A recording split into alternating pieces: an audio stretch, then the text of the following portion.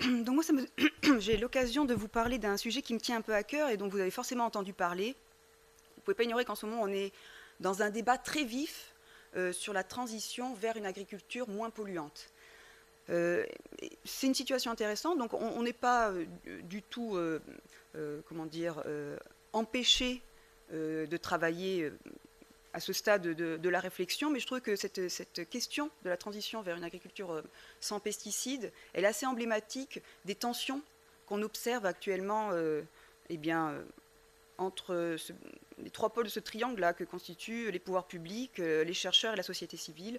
Et c'est pour ça que voilà, je vais vous faire une petite présentation, de vous donner un aperçu de en quoi le travail de mobilisation des données permet d'alimenter un débat qui est vraiment éminemment politique et social, et pourquoi, en quoi les économistes de l'environnement contribuent à ce débat pour l'instant. Alors, cette question de l'accès aux données qui conditionne la preuve scientifique, elle est aussi adossée aux méthodes qui permettent d'utiliser les données dont on a besoin pour établir des évidences causales. Donc, Tamara disait oui, on a des données brutes, c'est déjà pas amusant quand on ne peut pas les obtenir ou si on nous les enlève, mais derrière, il y a encore un énorme travail de stratégie d'identification de l'effet qu'on veut mettre en évidence et qui est absolument nécessaire, on le voit bien dans ces questionnements sur les interdictions, sur les produits toxiques, est-ce qu'il est vraiment très toxique, est-ce qu'il y a un doute raisonnable. Bon,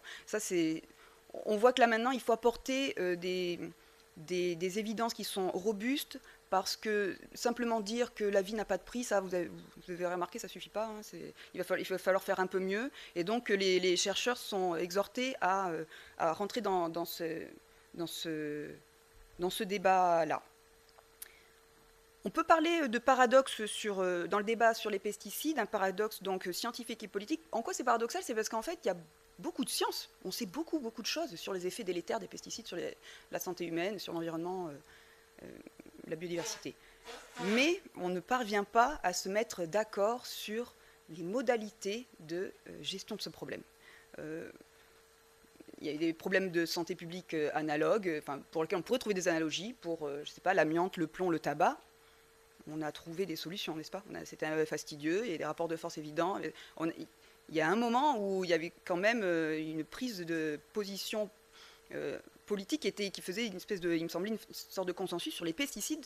C'est pas du tout réglé, et même ça se cristallise. C'est-à-dire que là, on commence à rentrer un peu dans le dur, avec éventuellement voilà, des critiques de certains scientifiques qui apportent des preuves, ce qui est tout à fait désagréable pour nous. Voilà, c'est pas encore, ça n'empêche pas encore de travailler, mais c'est quand même un moment où on est un peu en alerte. Alors cette diapositive, donc moi je suis économiste, donc je sais que ça plaît pas à tout le monde de parler de coûts quand il s'agit de santé, mais comme je vous le disais il y a une seconde, on est un petit peu obligé de le faire. Alors, ce questionnement sur la transition vers une agriculture moins polluante, elle pose un problème important, c'est que ça va coûter de l'argent, une transition ça coûte cher, et donc il faut arbitrer, les pouvoirs publics sont là pour ça, ils doivent arbitrer entre ce que ça va coûter de rester dans le statu quo et ce que ça pourrait coûter de s'engager dans une transition qui permette effectivement de produire de manière plus vertueuse vis-à-vis de l'environnement et de la santé. Ce qui se passe, c'est que les coûts de la transition, donc voilà, c'est facile à deviner, si vous enlevez les pesticides, eh ben, les rendements agricoles, vu la manière dont on a l'habitude de produire depuis des décennies, vont baisser, et ça va engendrer une diminution de revenus pour les exploitants. Cette baisse des ventes des produits phytosanitaires, PPP c'est produits phytosanitaires, donc pesticides, ça va constituer un manque à gagner évident pour l'agro-industrie et puis pour tous ceux qui en dépendent, évidemment, en amont et en aval. Voilà, les distributeurs, les supermarchés, voilà, tous ceux qui sont habitués à commercialiser et à vendre les intrants et les produits qui sont issus d'une agriculture conventionnelle qui repose sur les pesticides. Si on veut faire les choses bien avec une transition vraiment ambitieuse, il va falloir faire des investissements agroécologiques, ça aussi ça coûte de l'argent.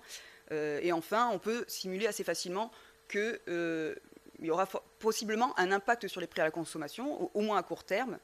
Et donc tous ces effets-là, dont on parle beaucoup, qui sont très médiatisés, dont on parle vraiment souvent, souvent, souvent, ils sont faciles à estimer. Ce sont des coûts voilà, qu'on peut chiffrer. On a des modèles qui font très bien ça. Si on voulait avoir un débat complet sur l'arbitrage qui est entre nos mains, à minima, il faudrait qu'on puisse estimer les coûts qui sont à droite, donc les coûts du statu quo. Qu'est-ce qui se passe si on ne fait rien? Il pourrait y avoir une baisse du côté du monde agricole, parce que les pesticides, on sait qu'ils sont de moins en moins efficaces, donc il y a un moment, ça va infléchir, la profitabilité, elle est pas... Là, elle est au max, mais bon, ça va finir par infléchir. Mais s'agissant des dépenses de santé, là, on arrive au point crucial, c'est-à-dire que traitement de maladies liées à l'exposition des pesticides, on a quand même l'INSERM, l'ANSES, on a quand même des évidences, des présomptions fortes sur toute une série de pathologies et de cancers. On sait que quand on est malade, on est absent, on a des maladies chroniques, perte de productivité, tous les coûts associés à la mortalité, la baisse de la qualité de vie, et je ne parle pas évidemment des coûts environnementaux. Bon, on a dit qu'on arrêtait de parler des abeilles, on se concentre sur la santé des êtres humains, mais enfin on sait que c'est un petit peu lié aussi. Et ça, en fait, c'est pas du tout trivial de mettre en évidence ces dépenses, ces pertes de productivité, de les chiffrer en les liant à l'usage des pesticides. Pourquoi c'est pas trivial? Parce que en fait, quelqu'un qui tombe malade, souvent, il y a bonne raison de tomber malade. Et donc, c'est très difficile de séparer l'effet qui nous intéresse, donc l'effet de la pollution agricole, sur tous les autres facteurs confondants. En économie, les exemples qu'on aime bien prendre, c'est prendre la vulnérabilité économique des gens. Il s'avère que les gens qui tombent plus malades, ce sont aussi des gens qui vivent dans des régions plus rurales, plus pauvres. Et du coup, on peut dire peut-être qu'il aurait eu un cancer, même s'il n'y avait pas eu de proximité d'herbicides. Voilà. Et c'est très difficile. Donc même si on a des présomptions fortes, c'est très difficile de mettre en évidence que il y a un certain nombre de décès, un certain nombre de pathologies et de maladies chroniques qui sont imputables directement aux pesticides, ce qui nous empêche de quantifier. Alors il s'est passé une petite mini-révolution dans mon domaine, donc en éco de l'environnement, en économétrie, sur ces questions de causalité. Ça s'est passé il y a 18 mois, un an ou deux. Il y a 3 gros papiers qui sont sortis et qui parviennent à établir l'impact causal d'un certain type de certains pesticides sur des indicateurs de santé humaine. Et donc peut-être que pour vous, oui, c'est évident, les pesticides, ça a des effets délétères, mais en fait, apporter la preuve causale, c'est très nouveau pour nous. Et c'est évidemment, pour l'instant, pas trop connu.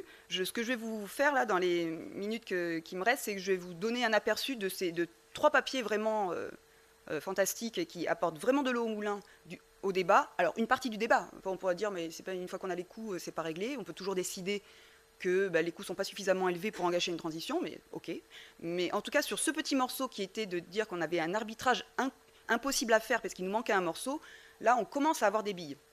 Alors, ce sont des billes qu'ils n'ont pas sur les territoires européens, malheureusement, mais ça nous donne une espèce d'espoir de pouvoir méthodologiquement apporter une contribution au débat public.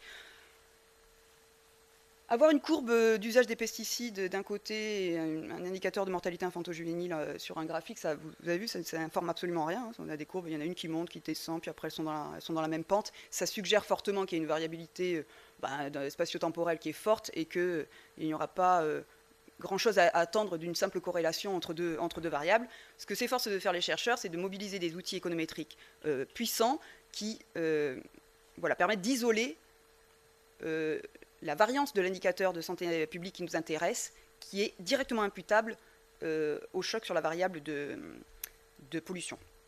Le premier exemple que je voulais vous donner, c'est celui d'un papier qui est publié dans Science en 2024, donc par un chercheur de Chicago, Eyal Frank, qui a trouvé une ruse pour mettre en évidence ces histoires de causalité.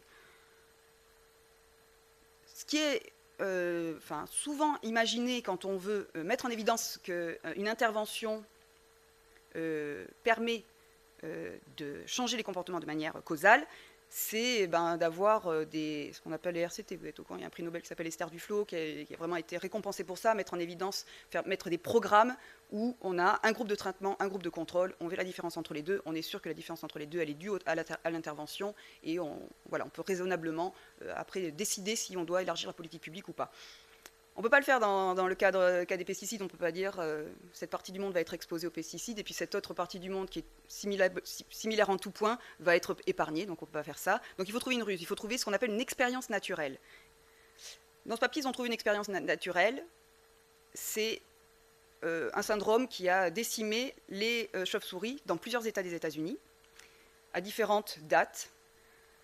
Cette émergence du White Noise Syndrome a créer un choc qui est exogène à la qualité de vie des gens, puisque les gens ne choisissent pas l'endroit où les chauves-souris sont malades. Qu'est-ce qui s'est passé quand les chauves-souris sont mortes? Elles ont arrêté de manger les insectes. Et du coup, les agriculteurs américains se sont mis à augmenter considérablement l'usage des insecticides. Ce choc exogène de mort subite des chauves-souris, elle a permis de mettre en évidence deux choses. C'est ce que montrent les graphiques qui sont là. Le graphique du dessus, il montre l'impact donc de l'émergence du syndrome sur l'usage des insecticides, impact dans le sens causal, c'est-à-dire différence entre ce que j'observe dans la quantité d'utiliser des pesticides utilisés par les agriculteurs américains et ce qu'ils auraient utilisé s'il n'y avait pas eu le syndrome. Donc là, on a vraiment mis en évidence une causalité. Donc le point sur le segment, c'est la valeur moyenne, et puis sur le segment autour, c'est l'intervalle de confiance. Donc toutes les autres valeurs probables du vrai effet qu'on cherche à estimer. Dès lors qu'on n'a plus la valeur 0 dans l'intervalle de confiance, on peut, avec confiance, affirmer qu'il y a un effet différent de 0, n'est-ce pas?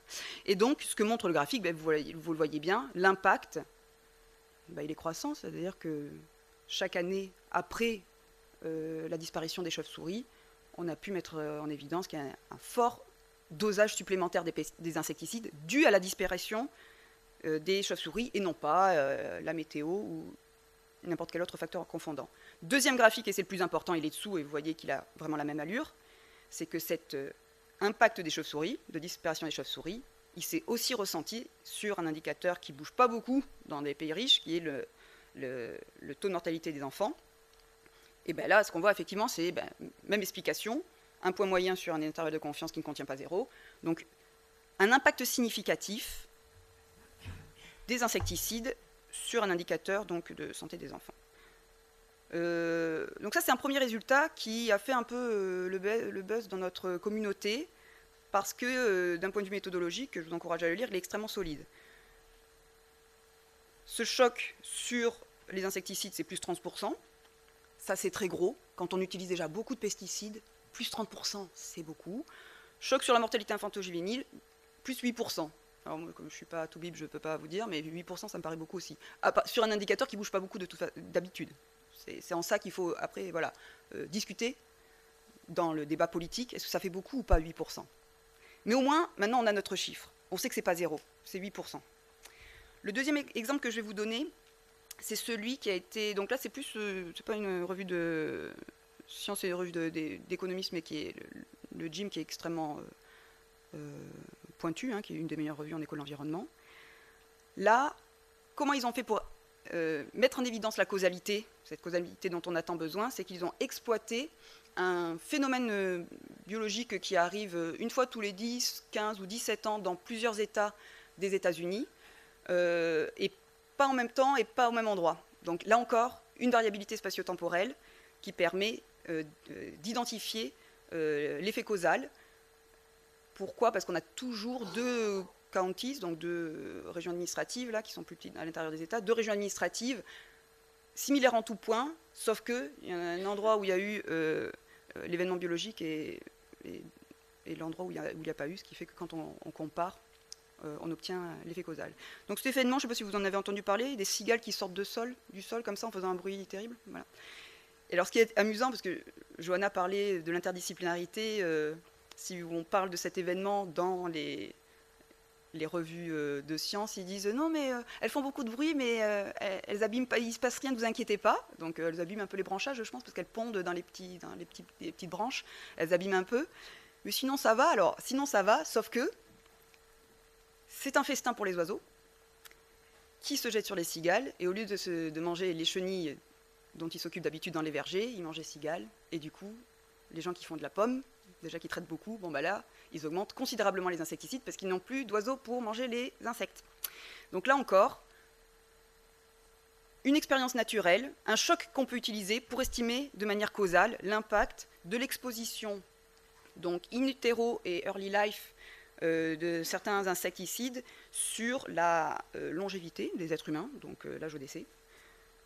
Voilà, je ne vous commente pas les 4 spécifications, celle qui est complètement à droite, c'est la plus convaincante, c'est moins de 2,2 mois de vie.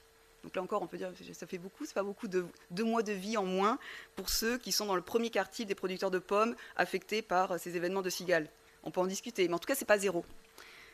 Et si on s'intéresse aux gens qui sont vraiment à proximité, sur exposition directe, donc ceux qui sont dans les fermes en fait, hein, eux, c'est 1 an de vie en moins. Voilà. Donc c'est dit, maintenant on a de l'inférence causale sur certains types d'insecticides. Et pour finir, s'il me reste quelques... C'est bon, il me reste 5 minutes. Mon préféré, encore aux États-Unis. Alors là, celui-là, il est un peu connu, mais le papier est ultra récent. Qu'est-ce qui a fait qu'il y a eu ce choc immense, énorme d'usage du glyphosate aux États-Unis? Alors le glyphosate, il est rentré très rapidement, enfin, je crois que dans les années 70, il était sur le marché. Mais ce qui a fait le boom, c'est que plus 750% en 20 ans, donc démentiel, c'est un bon plan pour commercial, hein, évidemment, c'est que en 96, ils ont mis sur le marché des cultures résistantes, tolérantes aux herbicides. Donc je ne sais pas si vous savez ça, c'est-à-dire que on a donc du soja, voilà, du maïs qui est résistant aux herbicides, ce qui permet du coup de désherber d'un coup sur tout le champ, et la culture, ça va tuer les mauvaises herbes et la culture, elle va rester debout. Donc on gagne un temps en désherbage considérable, puisqu'on n'a pas besoin de faire attention. Voilà. Et par contre, on augmente les doses de manière considérable. Et du coup, cette introduction des semences résistantes, celle-là, elle s'est déployée de manière progressive dans l'ensemble des États américains, avec des variabilités sur la suitability, donc c'est-à-dire l'opportunité d'utiliser cette semence différente entre différentes zones géographiques. Donc là encore, une variabilité spatio-temporelle dont on a besoin pour notre expérience naturelle, pour la faire valoir et pour mettre en évidence la causalité. Et donc là, les chercheurs, qu'est-ce qu'ils ont fait? Ils ont matché avec les 10 millions, le registre des 10 millions de naissances qui ont eu lieu entre 1990 et 2013. Et ils ont montré, du coup, un impact encore significativement différent de 0. Donc on peut toujours dire est-ce que la magnitude, elle est grande ou pas? C'est un autre débat, mais en tout cas, c'est pas 0, contrairement à ce qu'on disait jusqu'à récemment. Donc sur le poids à la naissance des bébés, et aussi sur la durée de gestation, que j'ai pas mis. Donc j'en reviens à notre cas français. La difficulté avec ces 3 papiers, et il y en a d'autres en fait, je vous ai mis mes 3 préférés, mais il y en a d'autres, tous très récents, moins de 2 ans, c'est que c'est pas en France. Et donc c'est très difficile d'alimenter le débat public français sur des évidences qui ne sont pas sur notre terrain. On s'efforce quand même de mettre en évidence des travaux. Je vous ai peut-être entendu parler d'une étude qui a fait grand bruit sur Pestiri. Donc là, les chercheurs ont permis de suivre une cohorte et de vérifier qu'on pouvait trouver des pesticides dans les cheveux des gens qui étaient à proximité des zones suspectées de pollution agricole. C'est un premier pas. Mais une fois qu'on a dit qu'on avait des pesticides dans nos maisons et dans nos cheveux, bon, on n'a pas encore fait bouger les indicateurs de santé humaine de manière très indiscutable, mais c'est un premier pas.